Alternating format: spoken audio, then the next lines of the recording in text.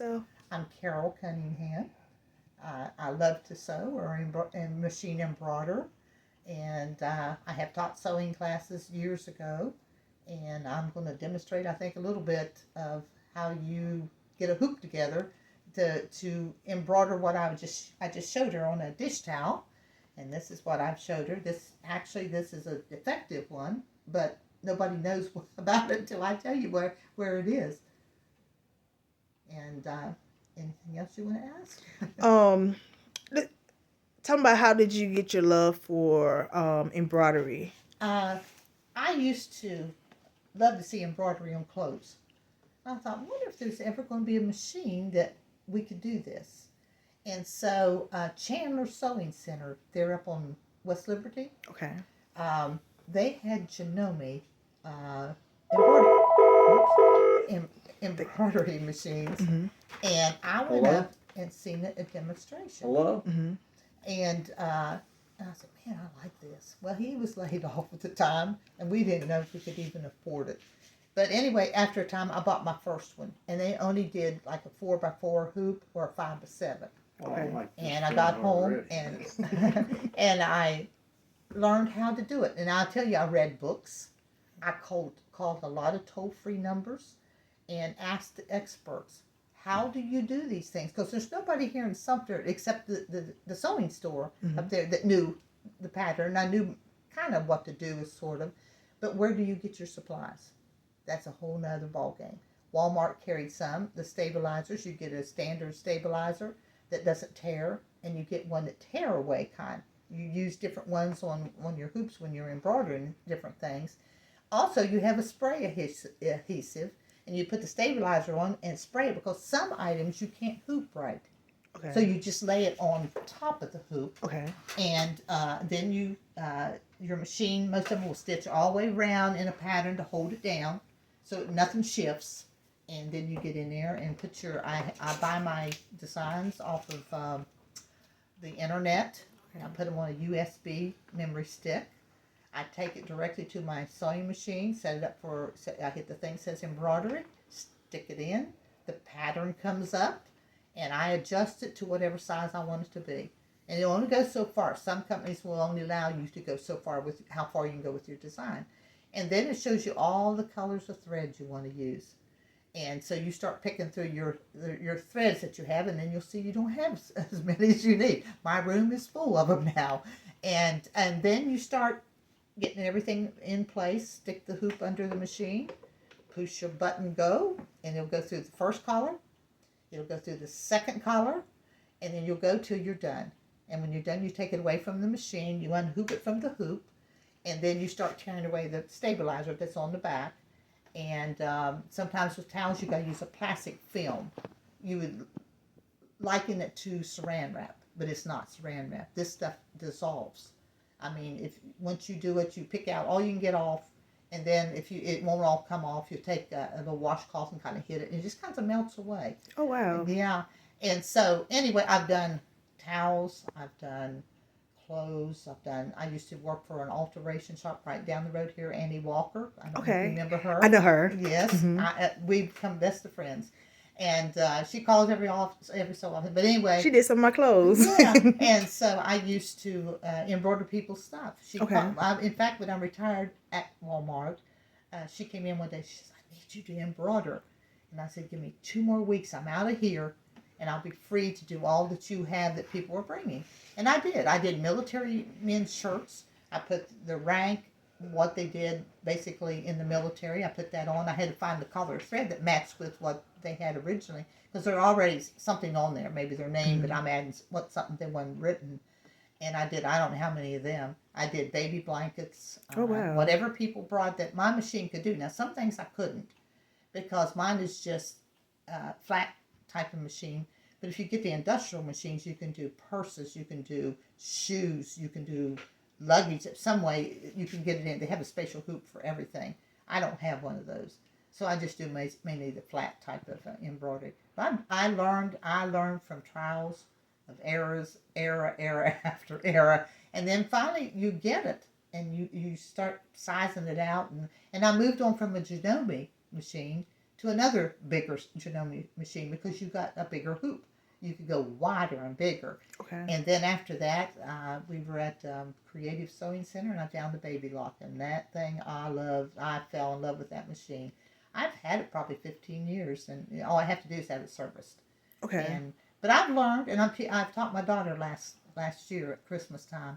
We made Christmas ornaments on the embroidery machine. Seriously? Yes, honestly, we did. Oh wow. You use another type of stabilizer. It's I think it's Water Be Gone or something like that. Okay. All right, you put just the stabilizer in the hoop. Okay. And then you have ordered your designs you want. I made a lot of angels. Okay. We made snowmen. We did all kinds of stuff. And you start embroidering it. And then when you get enough of them on that particular part, you take it off and we cut around them and we get a warm bowl of water and you set them in there and all the stabilizer comes away from that design and you already have a little hoop and you get a little hanger and hang that little thing on your tree. You have to let them dry. Okay. Yeah, you have to let them dry. How long do it take to dry? Probably, I would say a few hours because if your house is kind of warm, it won't take long for them to dry. Okay. And but we did, I figured we did 50 or more. Okay. And we put them in Christmas cards and sent them out to people and I handed them out to church people and everything. Just put it in a Christmas card. And everybody liked everything I've done. I made one lady, she has a cat. I made her a little tiny kitten. She can hang on her tree. And I don't know. I told my daughter, and I wanted her to learn this. Because if I would ever pass away, I tell her, so you can make money. I used to monogram. I used to do all that sort of things. And I wanted her to learn about the machine. So she worked with me that last Christmas, and she's learned what to do. And it just takes patience. It really is. You get so frustrated, but in the end, the errors you make is good. Okay. Because you learn from them. Okay. I don't want to do that thing I did before. But you got to be careful what needle you're using. You have to use an embroidery needle. Okay. And if it's messing up on the back, because accidents do happen, it's because something wrong with your needle or your tension is off. Or something you don't have it tight enough in the hoop. There's just a lot of things to look at, and this is why the men like it. Oh, now this is cool. This is Mr. Cunningham, you all. Oh, now I love that. Oh my goodness, and you have jewelry on it too. Yeah, I got that in that is neat. It was a belt. And I chopped it all up for. It was a belt. It was a belt. This is called a Possibles bag. Back in the Civil War, if you watch any of the old Civil War movies, you'll see the men have a bag they're wearing around there. And it's called a Possibles bag because you could put anything possible in it. Your food, I like food, that. Your ammunition, your underwear, whatever you want to put in to carry around in your Possibles bag. That's what one looks like. So do it like flat. Do it fold over? Is that what we're looking at? Yeah, or? you open it up inside. Oh, stuff. Yeah. That is cool. Yeah. And you did that? I did. Oh wow. There's so many different I things. just want to give you an example of something different. So Okay. Yeah. Well, thank you. Yeah, and so that's been a hobby of mine, and since COVID, it's slowed down for me. Then the heart surgery, I haven't been able to do much of anything really. But when I get back into it, we're getting closer to Christmas. I got my supplies because during COVID, you couldn't get the things I needed. I ordered them, and they were more in price. But now this year, I've already started through the summer picking up things, getting ready for it. And the ornaments are out of tulle. Okay. Or any of the fancy type things that you would wear make out of a gown, but it's in a net form. Okay. And but it's when they turn out, they're so pretty. I'm looking at something right now. The design's going to be about this big. Yes, ma'am. And it's a snowy scene with a deer and something in it. And I got to wait till the price goes down. Okay. Because it's very high. But you can use this pattern over and over and over and over. I mean, as long as you don't lose it all on the computer. The computer crashes, and then but I try to now put everything on a USB. Okay. And then I label it. Okay. Because there's certain designs I go back to all the time because people are requesting, can you make like this one here, or can you do something spiritual? And I did something probably 2-3 years ago. I bought a whole bunch of plain washcloths, solid color like creams and whites, and I had these designs I ordered, and I did it all in a solid color. And when I took it away from the machine, it was in dark turquoise. Oh, Beautiful wow. design. And I heard the voice of God, and he said, I said to myself, this is really pretty. And God says, can you do that for your sisters in Christ? So Mother's Day was just right around the corner. So I made enough for the church plus more. Wow. And I wrapped them all up in colored tissue paper and took them in a basket and brought it in for Mother's Day. And of course, everybody's looking, what do you got in there? Mm-hmm. I said, it's a surprise, you know? And so they picked the color of tissue paper when they wanted it, when they came out. And this is how I knew I was doing God's will. Mm-hmm. They said, how did you know this was the color I like? See that? I can't not know. Only God can know. And I did pillowcases one year, Okay. many, many years ago. I sat down and I said, I want to do something for Christmas, but we don't have much money, you know. And I heard God say, go to Bits and Pieces and get those Egyptian I love Bits and sheets. Pieces. Yeah, at the time. I grew up on it. Yeah, they have it. Yeah, they had it. Used to have carts of sheets that were Egyptian cotton, the very best, but they might have had a little bit of dirt on them or something. But I took them home and washed them, and I can work around things that's a little bit damaged. I made, I think, 32 sets of pillowcases, and I embroidered something on the hemline. Every one of them was a different design, a different color, and I got them all together, and I gave them to my coworkers, I gave them to my church family, and I gave some to my family. And the last one I made, my bobbin case broke. Oh, wow. Well, I had fun doing it. I worked, and I came home from work, and when I got supper over, I sat in there, and I got everything together and worked on those every night up until about 11, and I had to hit the bed. You say you make doll baby clothes sometimes? Oh, I knitted some. That was and I years love ago. doll babies. That was years ago. I knitted we were in Germany, Mm-hmm. and they had the International Wives Club. Okay. Well, I had joined it because I said, "What you going to, there do Christmas bazaars and stuff like that." And I went and I said, "Gee, what can I do?" I got to thinking, you know what? I learned to knit. I'm going to knit Barbie doll clothes, and I did coats and little dress things, sweaters, all kinds of hats and things.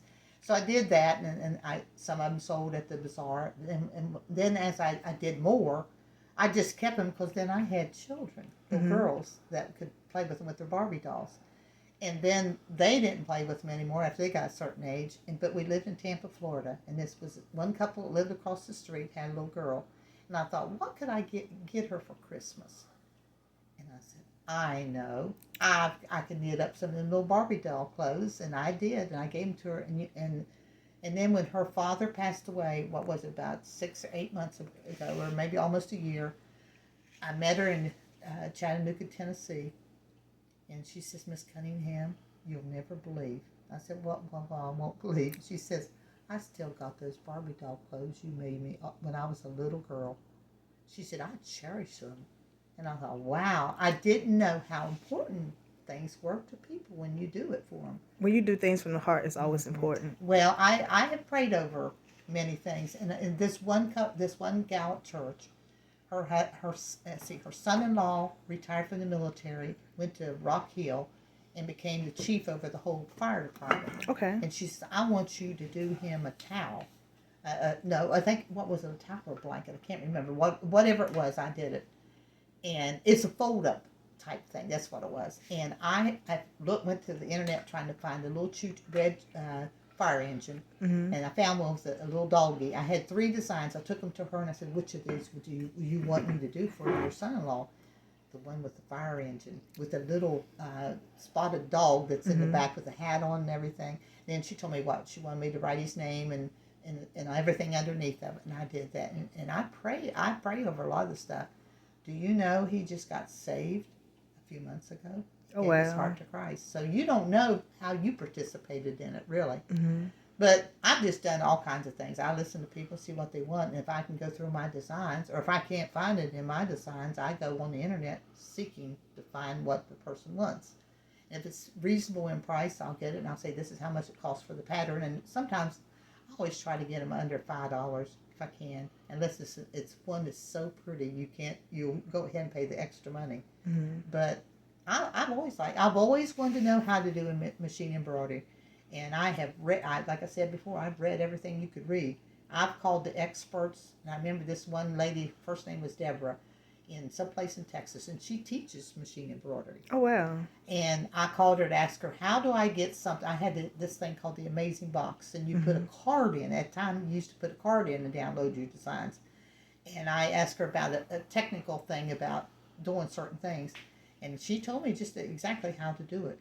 And I said, thank you so much. And she says, call me anytime. I love telling people how to get to where they need to get to do what they want to do. And I have never forgotten that. But I don't fool around. I go on the internet, read up all I can. And like I say, call the toll-free numbers. Talk to the people. And learn from people that are next. If somebody run into someplace. And I got people enthused at Walmart because I talked about it, what I was doing at home. And one lady stopped me in Joann's Fabric in Florence and said, I remember you. You were so excited about your machine embroidery. She says, I went out and bought one off of QVC. I don't know how to run it. And I said, well, give me a call. I'll come and help you. And I have another lady here that used to I think work about along- getting an embroidery machine for my daughter. Yeah.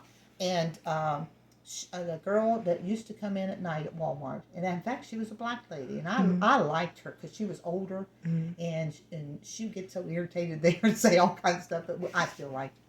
But I saw her at the base one day. We were getting her medicine. And she says, Carol, come here. And I said, okay. She says, I got an embroidery machine I bought. It's a used one. And she said, can you come to my house and help me learn to? I said, I certainly will. And I said, make sure you get some embroidery thread and some bobbin thread, which is thinner than you would use. So embroidery thread is not the same thread that you would use with the hand? Mm-mm.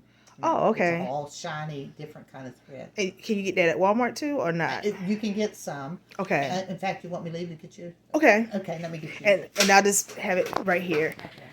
Now, what did she say this was again? This right here. Hoop. Okay. So Hoop. that's her hoop. I remember hoop. That's her hoop. She's coming back, you all. And so I have it turned down. This thread, embroidery thread. Oh, okay. It's got sheen to it. Okay. Yeah. Oh, wow. Yeah. Okay. Yeah. And it's thin, too. Yeah, it's very thin. About Okay. 40 weight. Okay. Cut her off a couple pieces of that tape. Well, we I can. think you've got a piece you could spare. Yeah. Because I don't know. Yeah. And I order my embroidery thread because sometimes you get cheaper online. They have it on sale. And there's so many colors, it's unbelievable. There's so many shades of blue.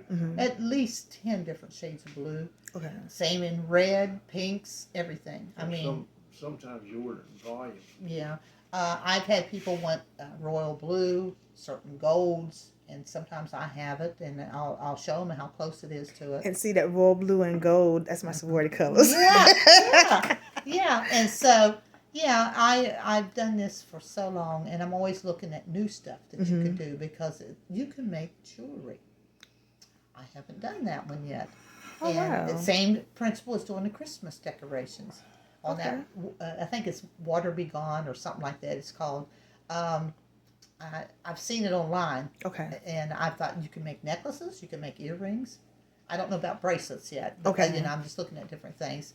I love baby designs. Okay. Oh, them things thrill me to death to do them. And that's what I put on the burping pads. Okay. And I have made. I can't tell you how many dozens. Oh, wow. I mean, different people see it. Where did you get that from? But I always put one on there that has something to do spiritually. Okay. There's a saying on there spiritually that would, every time you pick that thing up to burp that baby, you will read something about God on that. And that's how you witness. Absolutely. And it'll be passed on to somebody else that may not be a believer, will read that same thing and then begin to think about God in a different light than they used to. So, yeah, I'm just... still learning.